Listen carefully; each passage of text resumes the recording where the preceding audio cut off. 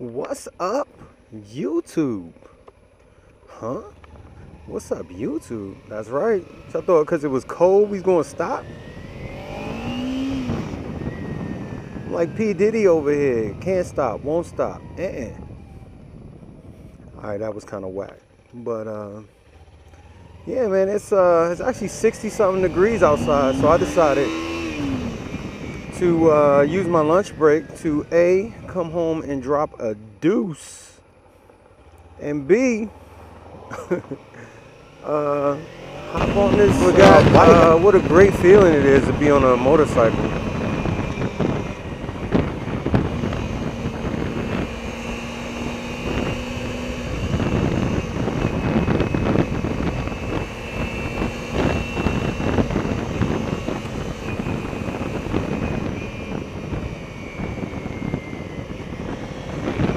Definitely a great feeling.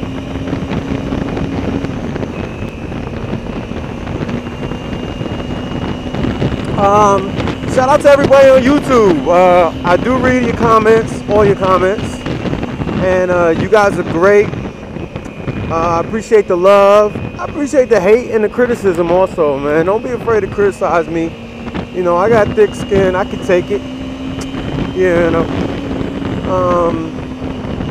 A lot of people were telling me to chill out. We were walking up to the cars and doing all of that. And they're right.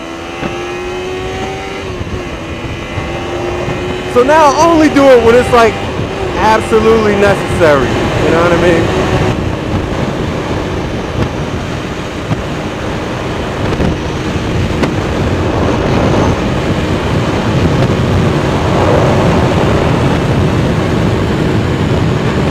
A lot of people ask me different stuff like, should they start on a 250 or a 300? Obviously, I'm a little biased, or even a 600. I would definitely say no to starting on a 600, just because, well, I take that back. As long as you're not on like a 600 Super Sport, you should be straight. I would not start on like 636 because they are not very forgiving bikes. I know Super Sports assume that you know what the hell you're doing.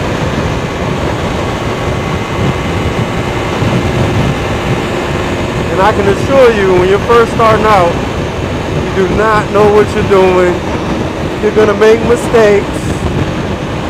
And this bike right here, I've made hella mistakes.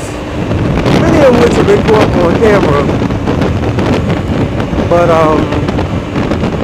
yeah, tons of mistakes. And it's very forgiving.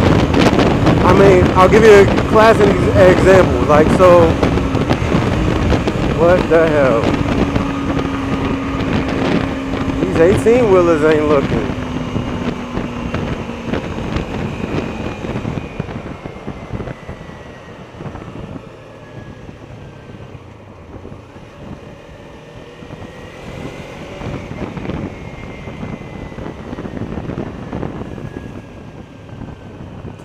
Just. Anyway, sorry for that interruption there, YouTube. What the hell? Why is there traffic at freaking 2 o'clock? What's going?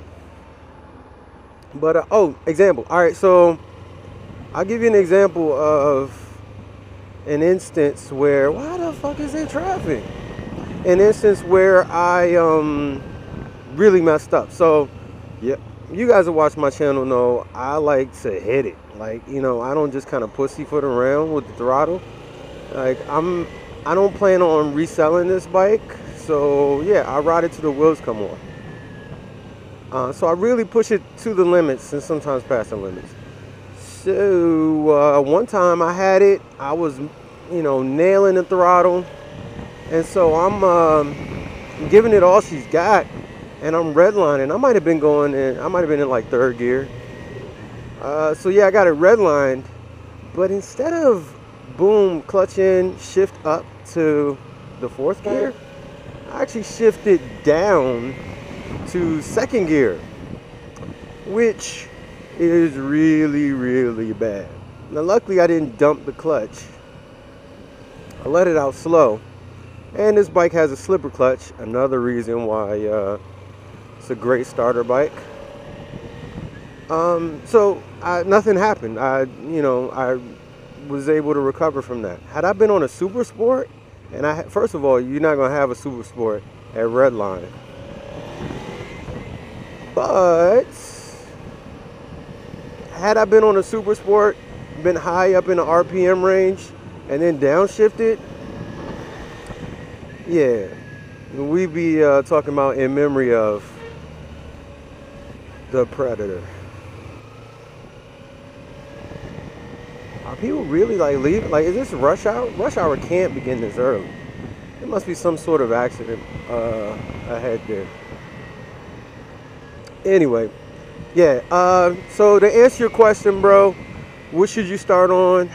If you don't have the cash for 300 and all you can do is a 250, do the 250. The reason I kind of shit on the 250 is simply because it, you know what I'm saying, the car is carbureted, okay? So you're gonna have to mess with the choke and all that stuff and let it warm up, all that good stuff. A lot of extra stuff you have to worry about. Plus it doesn't have as much mid-low range pickup.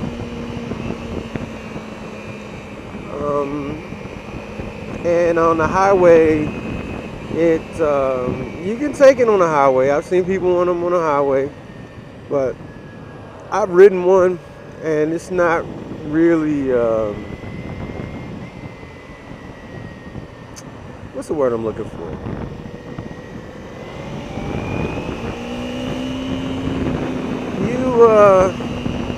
It takes a lot of preparation to ride that thing on the highway. Like, and by preparation, I don't mean like planning for the trip. I mean like planning your moves out. The same is true for the 300, just not to the same degree. You know what I mean? Like if some shit goes down, I can downshift, boom, and nail it, and be where I want to be. Not as quick as I could with a 6, but you get the idea. With this, you can say, okay, well, even if I nail it, I'm really not gonna go nowhere.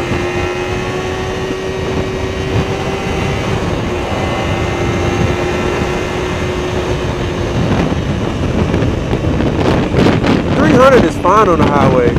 All you really got to do is downshift. You will do a lot of shifting. That's why I recommend the gear indicator, because without it, you better have one hell of a memory. That's all I'm saying. Because to ride this thing properly, man, you got to be shifting all the time to stay in that power band. And turns, everything. So yeah, if you had to start there. I wouldn't start on the 600 just because, like I said, you're not really forgiving and you're gonna make mistakes. Hopefully you don't go down. I went down. You're gonna make mistakes.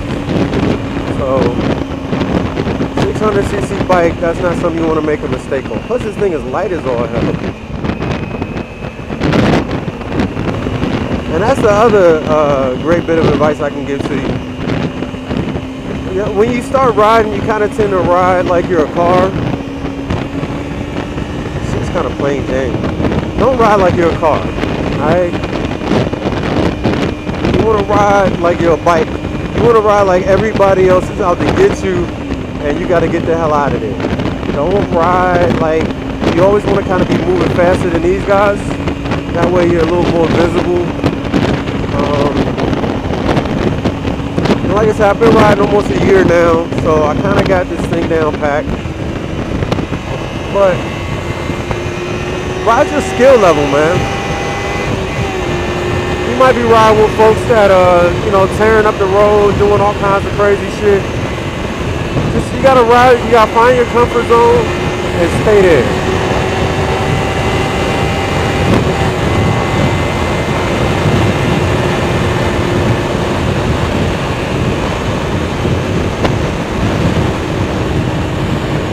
No matter matter what you see other people doing, man, if you don't feel comfortable with it, man, just chill. You'll get to that point eventually. Just do it, you know what I'm saying, where you're most comfortable. Because the last thing you want to do on these bikes is second guess yourself at the last minute. Every decision you make, man, you gotta kind of commit to it. So there's very little room for error. That don't even matter what CC you want, whether you want a 300, 400, whatever, 600, 700, 1400. You feel a little rusty. Right, man, it's one of those things you gotta kind of practice, like Cisco.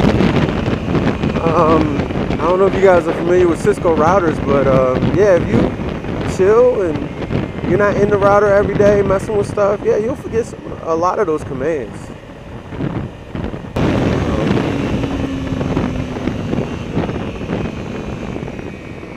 Oh, another thing, when you're braking, all your braking power is in the front. Don't just jam on your back brake, because then your back's going to slide out. That is, you'll be wanting to change your drawers real soon. So front brake, in the MSF course they teach you apply the front brake and back brake gently and at the same time. And I heard somebody say, well, you want to do your front brake and give it light stabs with the rear brake. And I suppose that'll work too. But, and I used to do this quite often. I wouldn't use my front brake at all for fear of flying over. You're not going to fly over unless you just grab it and yank, you know what I'm saying? You got to really be trying to do an endo to do an endo. At least on this bike. I can't speak for everybody else, but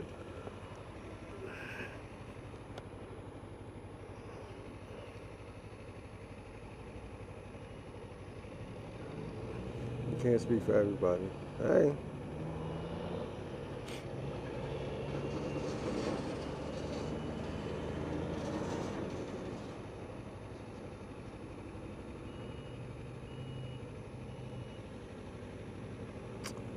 Do I go to lunch or just have a nice big dinner? I think I'm doing fajitas tonight. I might just grab something. I think we are getting some lunch.